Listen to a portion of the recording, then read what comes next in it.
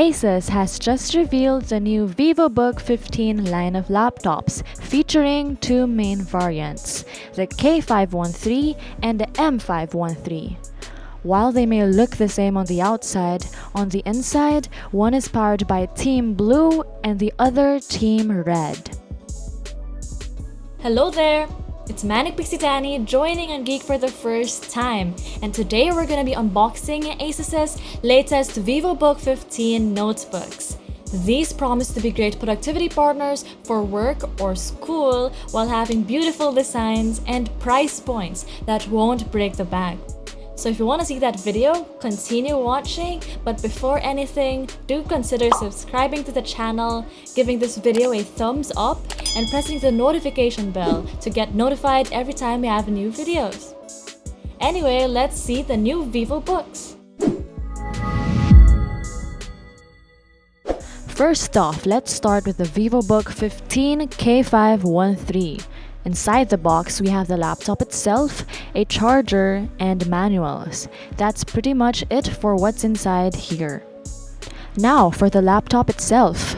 The Vivobook 15 K513 features a metal lid that makes it look and feel like a premium notebook, especially in this sleek indie black colorway. Aside from black, the Vivobook 15 also comes in two other colors, silver and gold, but all three colorways look quite professional, I would say. What all three of them share though is the signature Vivobook neon yellow colored enter key that adds a nice pop visually, especially when it's lit up as the keyboard is LED backlit. It's a small detail but something that we quite like.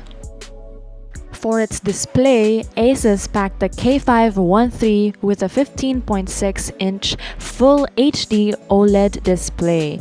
Yes, this Vivobook packs an OLED screen, meaning it should have more vibrant colors and deeper blacks compared to typical LCD displays on most other laptops. If you have yet to use a laptop with an OLED screen, you will see a noticeable difference, especially when watching movies and TV shows. So, it's quite nice to see ASUS pack the Vivobook with one, especially as the higher-end ZenBooks have only recently gotten OLED screens. Aside from the quality of the screen itself, the laptop's display also has slim bezels, making it have a nice 85% screen-to-body ratio. Not only does this mean that you get more screen real estate, it also means that the laptop won't take up much space, even if it has a 15.6-inch screen size. In fact, the Vivobook 15 K513 is almost like an Ultrabook in a lot of ways, with the laptop being only 18.6mm thin and weighing in at only 1.8 kilograms. The K513 is an incredibly portable device. If you have this, you won't have to worry about lugging around something heavy in your backpack if you need to work on the go.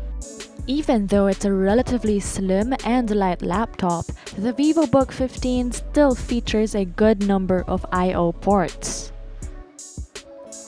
On the left side, we have two USB 2.0 Type-A ports, while on the right, there's one USB 3.2 Type-A, one USB 3.2 Type-C, one HDMI 1.4, one 3.5mm headphone mic combo jack, and one micro SD card reader. For most users, these ports should be more than enough. Plus, it's always nice to see a laptop with an HDMI port and a micro SD card reader. If there's one thing we would have wanted though, the laptop could have used at least another high-speed USB Type-A port. Aside from the good amount of I/O, another nice addition here in the Vivobook 15 is the fingerprint sensor on the top right of the trackpad. Not only does this add extra security for your laptop, but it's also a more convenient way of keeping it secure. Lo and behold, the M513 variant is pretty much the same as the K513. Both laptops share the same body and they both have similar displays and I/O. In fact, if you put them side by side, you won't probably be able to tell the difference, at least until you see these stickers.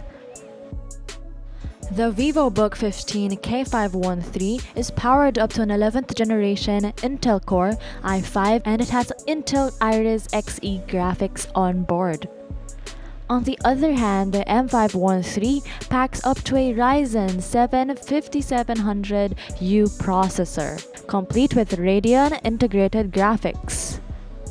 While their processors are different, both laptops have 512GB SSDs and come with 8GB of RAM.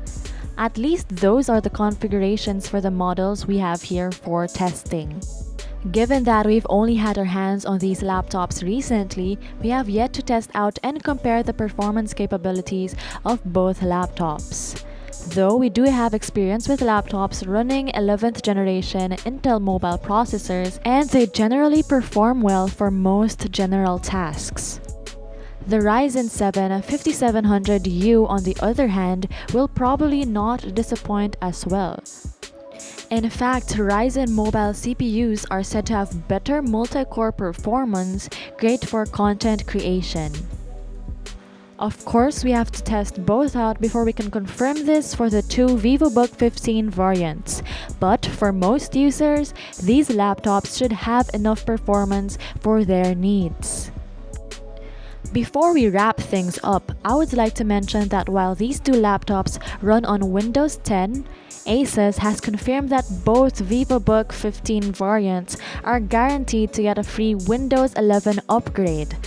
This is great news as Windows 11 does promise a lot of interesting new features, including a UI revamp and native Android app support. It's fair to say that these new laptops from ASUS are quite promising, whether you go Team Red or Team Blue. Now the question is, what about the prices? The SRP for the ASUS Vivobook 15 K513 i3 model is 34,995 pesos, while the i5 variant is priced at 49,995 pesos. Meanwhile, the Vivobook 15 M513 comes in two versions, a Ryzen 5 model that's priced at 42,995 pesos and a higher-end Ryzen 7 model with a price tag of 49,995 pesos. That's it for this quick look at the new Vivobook 15 lineup from ASUS. Did you like their designs and price points? If so, which model are you getting? Do you prefer Team Red or are you firm on Team Blue?